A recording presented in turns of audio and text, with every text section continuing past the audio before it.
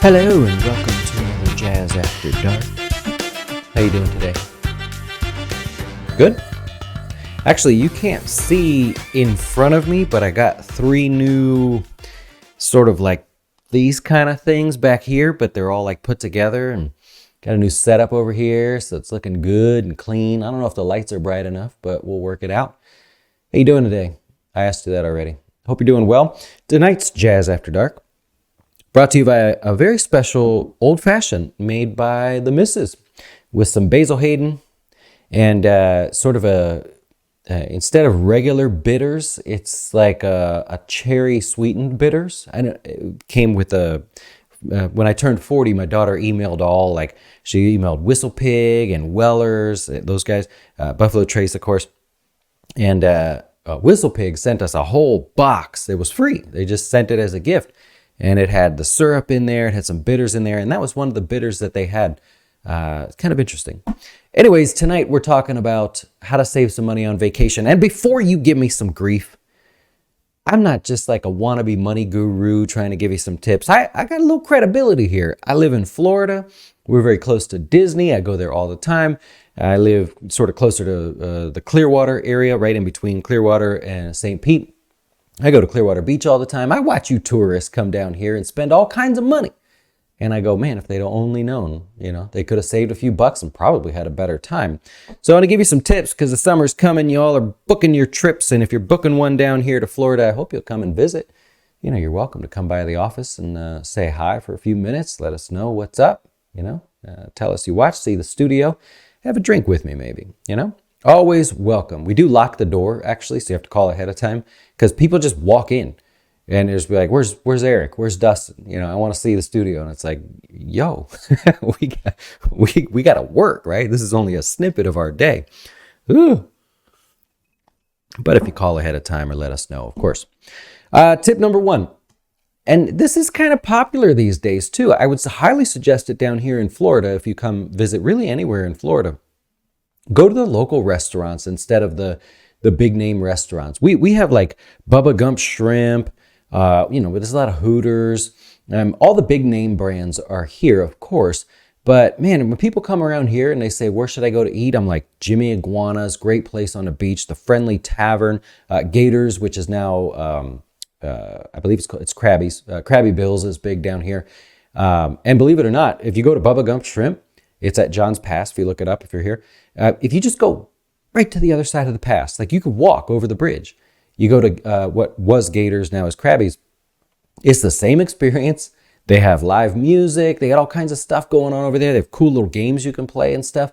It's right on the water, right on the pass there. And, it's cheaper. You don't have to pay for parking. So consider doing something local in your area. If you're going to Clearwater Beach, there's tons of great names there. PJ's, which is just south of Clearwater Beach. You get what I'm saying. I'm naming off names that are local, but no matter where you're going, let's just stop with the big names there. Go do something local. You'll be awesome, surprised how you meet people. Everybody's usually pretty friendly and everything. So be sure to, consider eating out local. It'll save you a few bucks and you'll have a lot more fun, I think, as well. Tip number 2. This is especially true. If you're going to a Disney place, like here in Florida, if you're going to a Disney town or something that's the big thing of that town, maybe in Ohio, it's like Cedar Point, things like that. Just go 2 minutes outside of the main location and just book your room there. I'll give you a great example, actually, here in Florida, in Orlando. Of course, you want to stay at the Disney hotels. That's my bucket list thing. I want to stay at all of them before I end up leaving this world. But skimp on the room. Nobody cares. If you're going to a touristy area, you're not staying in your room anyways. And they'll give you a bonus tip there as well.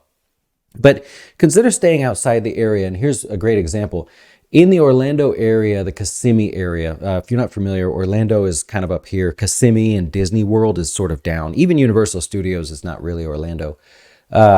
They have apartment complexes that during the 2008 boom, they all converted to hotels. Full-on apartment complexes. The Sheraton Vistana is one great example. I stayed there when I was a kid. Actually, I guess I wasn't a kid. It was about 11 years ago and had some family from Alaska come to town. And they didn't really care to stay at Disney. We said, well, let's stay at the Sheraton Vistana. We get a whole apartment. It was a 3-bedroom apartment. May have been 2 bedrooms. Regardless, it was a full apartment there. And the bonus was the people that came to visit us, they were young, on a budget sort of thing. We just went to the local grocery store, bought all the foods that they wanted to eat anyways, and we just made food in our own kitchen in an apartment, which we were using as a hotel. That still exists, by the way. So consider staying off-site, so to speak. You'll save a few bucks there. Tip number 3 is really for the youngins. Us older people won't understand it, but the kids don't really want souvenirs. You know what I mean? You go to Disney, you could easily spend $15 on a plastic cup. You could spend $25 on a pin, like a little icon on a needle that you put on your shirt or whatever. Seriously. And that's become a thing here. But my daughter really got me into this because her generation, and you probably know this if you have kids, they care more about the pictures for Instagram, right? Get the good pic on the gram. That's what they want, right? I'm just being cool, just kind of talking the lingo there. But the way a picture looks, how you take a picture, where you take it, if you could take it in front of the castle and there's not people behind you, or you want to edit them out or whatever. You take a picture going down one of the rides or something. That's more interesting. So these souvenirs to me have gotten out of control how much they cost. I'm not one that's going to buy them. And plus, where's the last souvenir you bought? You know what I mean? Like, where are these things? We buy them, we bring them home, and where'd they go? I'll give you one example that's kind of funny. We went to, I believe, Mexico when we were younger. My wife's parents took us on a cruise, and we had a blast with that. And my wife bought this stupid hat. I gave her so much grief. It's one of those like Gilligan Islands looking hats. And it was from a place down south that, the name of the place was Big Black. That was the guy's place. It was like a restaurant or bar or something. I'm not even sure we went into this place. But she bought this stupid hat. It was $25. And I gave her so much grief thinking, number one, you don't even wear Gilligan's Island hats. Number two, that's ridiculous. You, as a budding professional, are not going to walk around town with this god-awful hat. And she bought it. To this day, she keeps it in the top right-hand drawer of our dresser because every time I give her a little grief about buying something, she whips that thing out to show me that she still has it. She's never worn it, but she has it. So there's a great example. That was $25 wasted, and that was, well over 10. Oh, no, that had to be 15 years ago. So really think about the souvenirs, right? I get the pins in a way because the pins are sort of collectible and that's how they get you, and then you want to collect them all. All right, I kind of see that a little bit, but oh my gosh, man. Just consider the experience, the pictures that you can take. A lot of these theme parks, they actually, and places you visit, they have art on the wall next to the building that you're going to pay to get in, and they want the kids to take pictures. They're no dummies, they know. The final tip is from experience. Maybe consider just renting a car instead of taking an Uber. I fell for this recently. We went to Kissimmee, and many of you know, or maybe know, I like to fly. And so I have my own airplane. It's not like a private jet. It's a little guy, and I used it for training. And I said, well, let's fly over to Kissimmee. How much fun would that be? And so we did that, and I thought, well, we're only going to be there for like 5 hours, so I'm not going to rent a car. It was $79 to rent the car, literally for the day, and bring it back before they closed.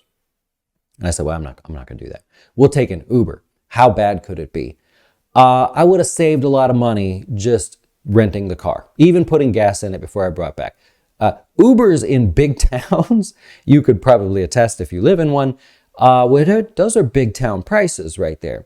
So really weigh the concept of how often you would use an Uber or a Lyft or whatever versus just renting the stinking car in the first place. So that's like a little gotcha there, right? I did not see that coming. We went maybe 8 miles in an Uber there and then 8 miles back. Yikes. Okay, that was pretty pricey. How do they not make a profit, by the way?